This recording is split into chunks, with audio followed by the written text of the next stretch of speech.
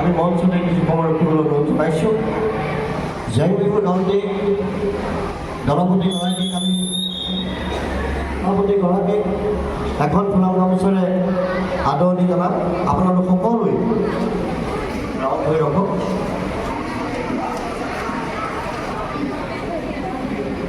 দলপতিগৰাকীক কলাতীৰ্থৰ সভাপতি কৈলাশ দাসে এখন ফুলাম গামোচাৰে আদৰণি জনাব।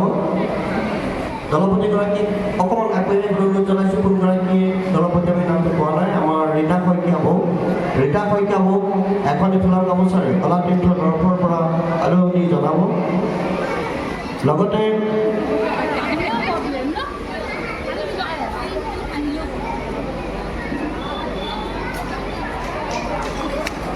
প্ৰতিগৰাকী বিহুৱতী এটিকৈ উপহাৰ আমি আগবঢ়াব বিচাৰিছোঁ। আমাৰ কলাতীৰ্থৰ পংকজ শইকীয়া, কৈলাশ দাস, জুলন বৰদলৈ আগবাঢ়ি আহকচোন। তিনিগৰাকীমান আমি গোটেইকেইগৰাকীকে এটিকৈ উপহাৰ দিব বিচাৰিছোঁ।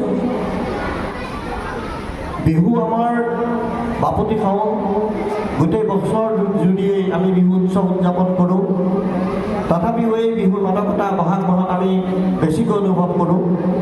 এইবাৰ আমি আগতেই কৈছোঁ যে বহাগ মাহত আমি অনুষ্ঠানটি অনুষ্ঠিত কৰিব নোৱাৰিলোঁ, কিয়নো আমাৰ এই মঞ্চৰ সভাপতি কুশল শইকীয়াদেৱ আমাৰ মাজৰ পৰা 13 মে' দিনা আঁতৰি যোৱাৰ বাবে আমি 24 তাৰিখলৈকে আমাৰ ইয়াত মাইক বজাই অনুষ্ঠান পতাৰ কাৰ্যসূচী আমি বন্ধ ৰাখিছিলোঁ। গতিকে যদিও আমাৰ বহাগৰ মাহ গ'ল, আজিৰ কলাতীৰ্থৰ মেট্ৰিক আৰু হায়াৰ ছেকেণ্ডেৰী প্ৰথম বিভাগত উত্তীৰ্ণ ছাত্ৰ ছাত্ৰীসকলক যি অভিনন্দন অনুষ্ঠান আমি আগবঢ়াই ৰাখিছোঁ, সেই অভিনন্দন অনুষ্ঠানৰ আৰম্ভণিতে এই জেং বিহু দলটিৰ প্ৰতিগৰাকী বিহুৱতীয়ে যি বিহু নৃত্য প্ৰদৰ্শনেৰে আমাক বিহু কৰি তুলিলে, আমি প্ৰতিগৰাকীক এটিকৈ উপহাৰ আগবঢ়াবৰ বাবে কৰ্মকৰ্তাসকলক অনুৰোধ জনাইছোঁ।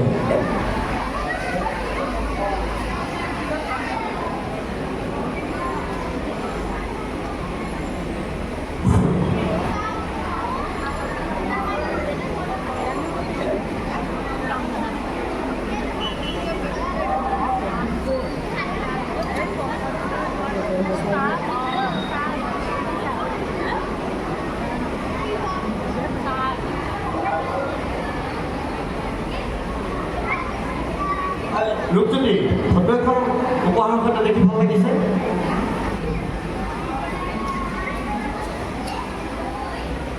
ৰাতল কেমেৰা থৈ ৰাতল কেমেৰা থৈ চাই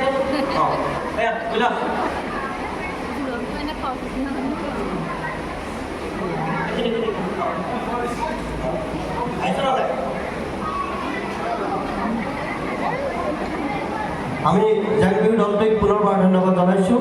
আমাৰ মাজত কেইবাগৰাকী অতিথি আহিছে।